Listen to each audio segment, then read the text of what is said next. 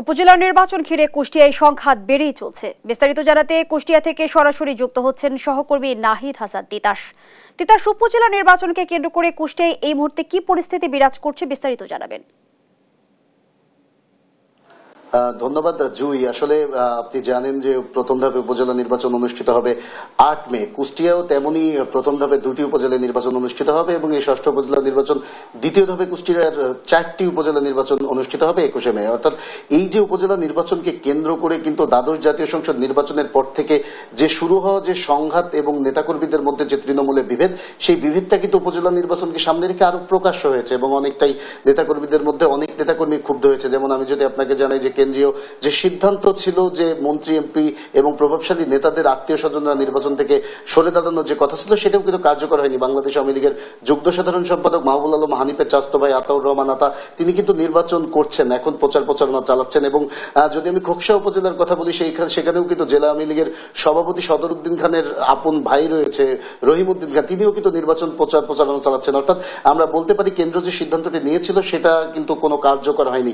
এছাড়া দ্বিতীয় ধাপে কুষ্টিয়ার যে ৪টি উপজেলায় নির্বাচন অনুষ্ঠিত হবে, সেই ৪টি উপজেলার মধ্যে কিন্তু এখন ভেড়ামারা উপজেলায়ও নির্বাচন অনুষ্ঠিত হবে। সেই ভেড়ামারা উপজেলায় কিন্তু নেতাকর্মীদের মধ্যে চরম বিভেদ দেখা দিয়েছে। অর্থাৎ এখানে দুইজন প্রার্থী প্রতিদ্বন্দ্বিতা করবে, দুইজনই কিন্তু আওয়ামী লীগের। একজন হচ্ছে আওয়ামী লীগের সাবেক সভাপতি অর্থাৎ আকরারুজ্জামান মিঠু, তিনি বর্তমান উপজেলা চেয়ারম্যান, এবং আরেকজন যিনি প্রতিদ্বন্দ্বিতা করছেন তিনি হচ্ছে পৌর আওয়ামী লীগের সভাপতি অর্থাৎ আবু হেনা মোস্তফা কামাল। দুইজনই আওয়ামী লীগ নেতা। অর্থাৎ দুইজন আওয়ামী লীগ নেতা হওয়া সত্ত্বেও কিন্তু উপজেলা আওয়ামী লীগ তারা আবু হেনা মোস্তফা কামালকে একক প্রার্থী হিসেবে ঘোষণা করেছে, যার প্রভাবে কিন্তু নেতাকর্মীরা দুই ভাগে বিভক্ত হয়ে পড়েছে এবং অনেক নেতাকর্মী ক্ষুব্ধ হয়েছে, প্রকাশ্য দ্বন্দ্বে লিপ্ত হয়েছে তারা। অর্থাৎ এমন একটি পরিস্থিতি সৃষ্টি হয়েছে যে এখানে বিএনপি বা জামাত না আসলেও যেন আওয়ামী লীগ দুইটা অংশ বিএনপি জামাত হয়ে গেছে। অর্থাৎ নেতাকর্মীদের সাথে আমি কথা বলেছি এই উপজেলার, তারা কিন্তু যেটি বলছে যে এই যে কেন্দ্র সিদ্ধান্ত না দিলেও প্রার্থীর, কিন্তু উপজেলা আওয়ামী লীগ যে একক প্রার্থী করার ঘোষণা দিয়েছে, এতে কিন্তু তাদের নেতাকর্মীদের মধ্যে বিভেদ এবং দূরত্ব আরো বাড়ছে এবং এটা কিন্তু সংঘাতের রূপ নেওয়ার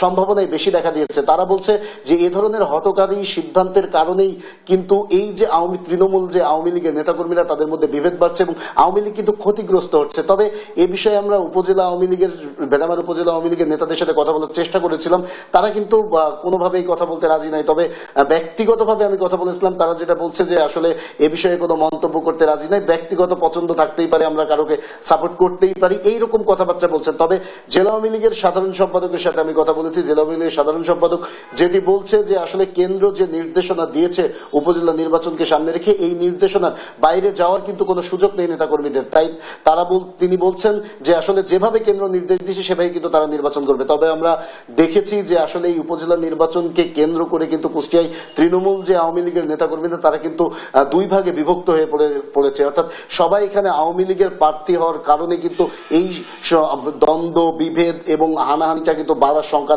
দেখা দিয়েছে নেতাকর্মীদের মধ্যে। যেমন আমি আপনাকে বলতে পারি, প্রথম ধাপে যে নির্বাচন অনুষ্ঠিত হবে যে খোকসা উপজেলায়, সেইখানে কিন্তু নির্বাচনের বেশ কিছুদিন আগেই কিন্তু জেলা আওয়ামী লীগের যে সভাপতি সদরউদ্দিন খান, তিনি কিন্তু তার ভাইয়ের পক্ষে নির্বাচন করানোর জন্য এক চেয়ারম্যানকে কিন্তু মারধরের মতো ঘটনা উঠায় নিয়ে মারধরের মতো ঘটনায় ঘটে। সেখানে কিন্তু এই জেলা আওয়ামী লীগের সভাপতিকে বহিষ্কারের দাবিতে কিন্তু মানববন্ধন করেছে নেতাকর্মীরা।